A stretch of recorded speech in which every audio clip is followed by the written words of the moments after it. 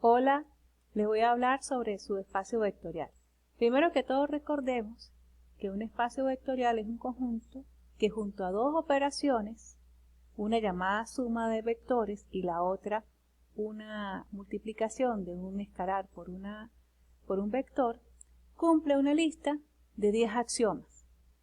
Un subespacio vectorial de ese espacio grande es sencillamente un subconjunto de ese espacio que con esas dos operaciones también satisface los 10 axiomas. Por ejemplo, en el espacio vectorial de todas las matrices cuadradas de tamaño 2 por 2, el subconjunto de las matrices de esta forma, fíjense que aquí la diagonal inversa de esta matriz es 0 y 0, con las operaciones de matrices también cumplen los 10 axiomas.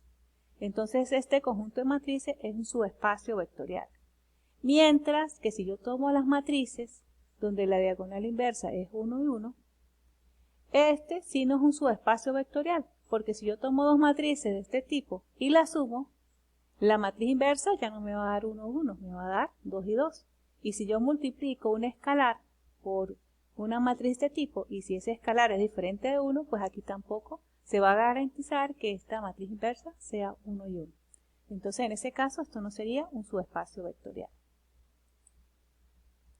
Entonces se dice que H es un subespacio vectorial de B si H es un subconjunto no vacío de B y H es un espacio vectorial junto con las operaciones de suma entre vectores y multiplicación por un escalar que han sido definidas para B.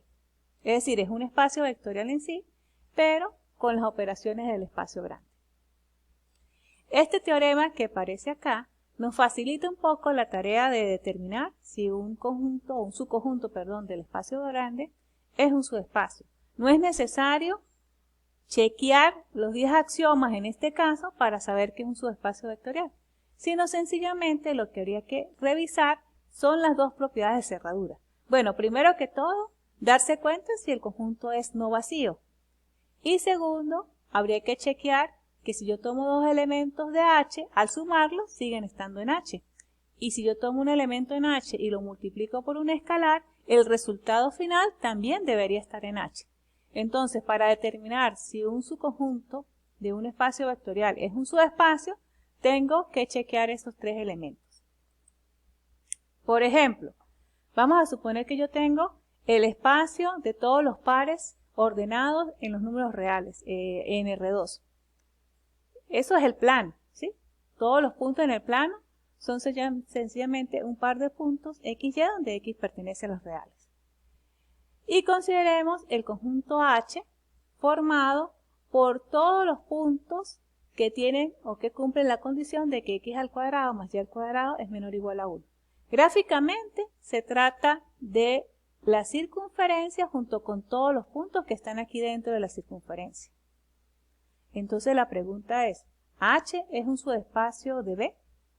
Para eso hay que verificar primero que el conjunto no sea vacío y que las dos propiedades de cerradura se cumplan. Pero observamos algo, por ejemplo, si yo tomo 0, 1 y tengo 1, 0, cuando lo sumo, en la suma de B, es sumar componente a componente me da 1, 1. ¿Sí? Si yo tengo 1, 0 y le sumo 0, 1, eso es 1 más 0, 1 y 0 más 1 da 1. O sea que la suma de ellos dos es 1.1. Pero resulta que ese punto está fuera del círculo. Es decir, ese punto no pertenece a H. Entonces, como ya vemos que existen dos elementos que pertenecen a H, pero su suma no está allí, ya con eso es suficiente para indicar que no es un subespacio, porque recuerden que tiene que cumplirse las dos propiedades de cerradura y también que sea diferente del vacío. Es diferente del vacío porque al menos el origen está. Bueno, y ahí ya tenemos dos elementos que están en el conjunto H. Pero no se cumple ni que la suma sea cerrada y tampoco se cumple que cuando yo multiplico un escalar por un elemento de acá, también esté en el conjunto H. Porque fíjese, si yo a este 1.0 lo multiplico por 4, me quedaría 4 por 1, 4, 4 por 0, 0. Me quedaría el punto 4, 0. Y efectivamente no está aquí dentro del conjunto H. Entonces este conjunto no es un subespacio de B. Ahora vamos a tomar B, el mismo conjunto anterior, Pero vamos a tomar a H como el conjunto de todos los puntos x, y que satisfacen que y es igual a 2x. Si yo grafico esto es una línea recta que pasa por el origen del sistema coordenado. Entonces queremos ver si esto es un subespacio. Y si lo es, habría que verificar las tres condiciones. Una condición es que sea diferente vacío, que si tomo dos elementos en H, sigue estando en H, y si tomo un elemento de H y un escalar, al multiplicar, también debería estar en H. Fíjese, el conjunto es diferente a vacío, porque ya el punto 0, 0 pertenece a H, que es lo que tendría que chequear que se cumpla esta condición.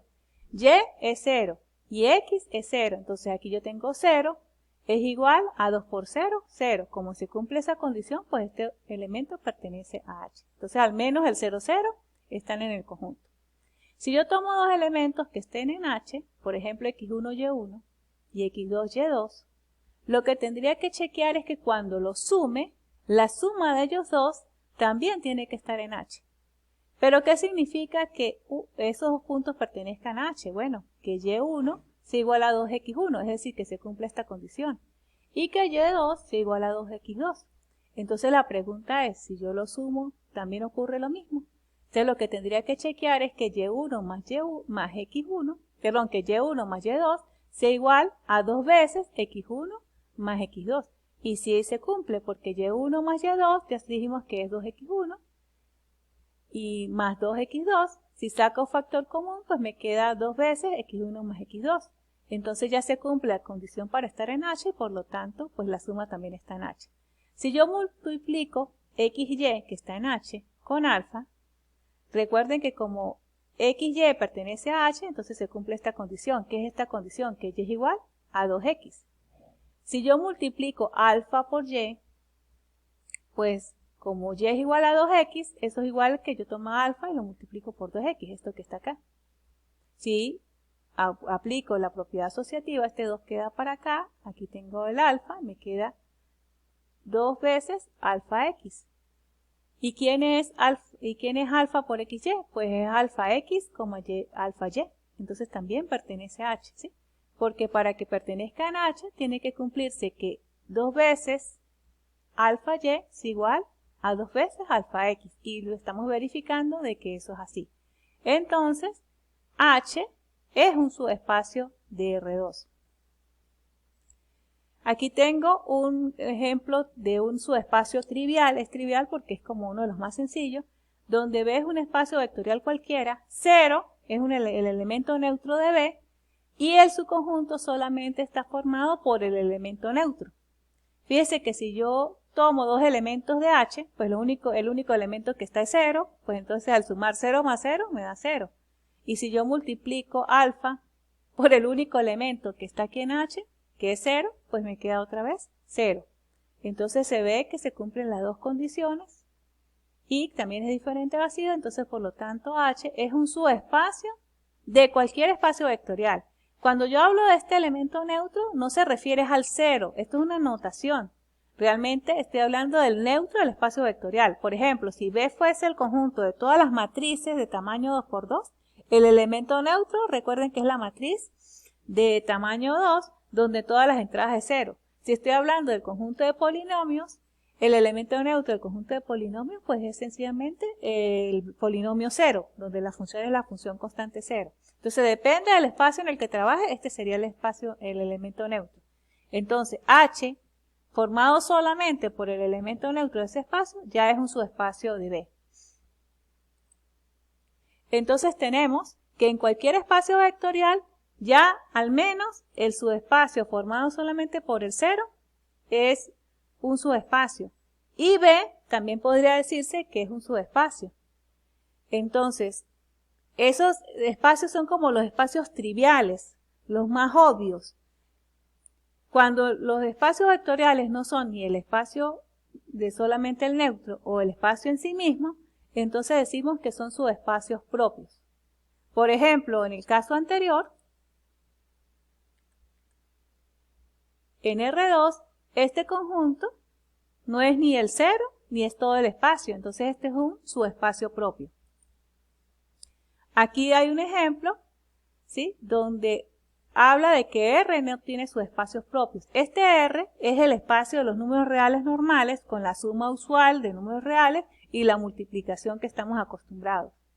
Lo que está diciendo este ejemplo es que no existe otro subespacio diferente a 0 o al espacio completo que sea un subespacio de R. O sea, solamente los subespacios que existen son esos dos.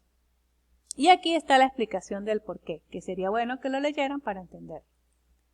Aquí hay otros ejemplos de subespacios en los que son los espacios que hemos trabajado en la clase 5. Es importante que ustedes tengan claros estas notaciones. Por ejemplo, aquí M de su M de N se trata de todas las matrices de tamaño M por N.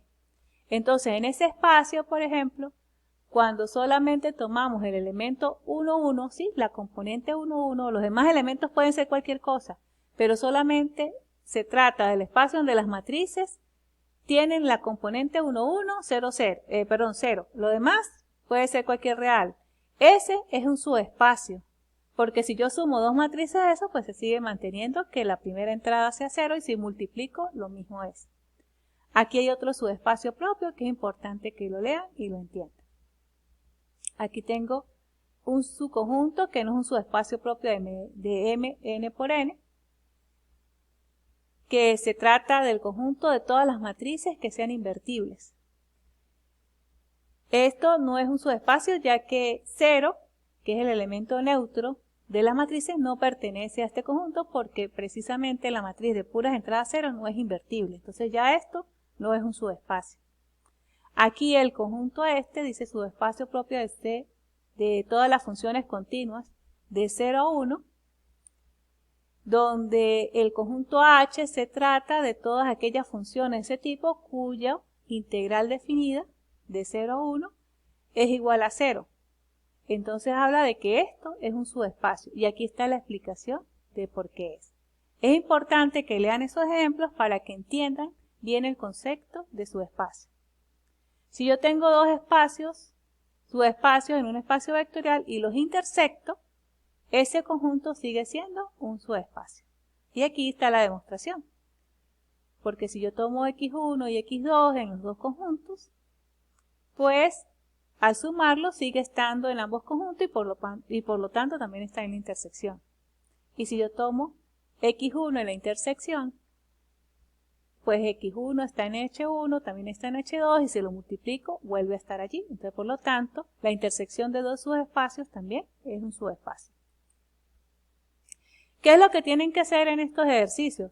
Pues lo que tienen es que chequear que se cumplan las dos condiciones de subespacio. Bueno, primero darse cuenta de que el conjunto no es vacío y chequear que se cumplen las condiciones de cerradura. Es decir, que si yo tomo dos elementos de acá, que al sumarlos, si sigue estando la suma allí, y si la multiplicación por un escalar también se mantiene allí.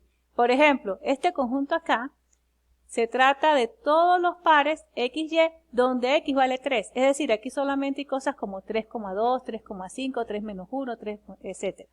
Ya uno se da cuenta que esto no es un subespacio, porque por ejemplo, si yo multiplico cualquier elemento que esté aquí, por ejemplo por 4, cuando yo multiplique 4 por 3, ya me da 12. Entonces ya no se cumple la condición de que la primera componente tiene que ser igual a 3. Aquí pues tienen que entender de qué se trata este conjunto. Por ejemplo, aquí en el segundo dice que se trata de todas las matrices donde la matriz es diagonal. Tienen que buscar qué significa el concepto de diagonal. Entonces tienen que ver, si yo sumo dos matrices así, ¿será que todavía están allí? Si yo multiplico por un escalar, ¿será que todavía es diagonal? Y así con el resto de ejemplos. Bueno, muchas gracias por atender. Cualquier duda, pues me pueden escribir y les podría aclarar.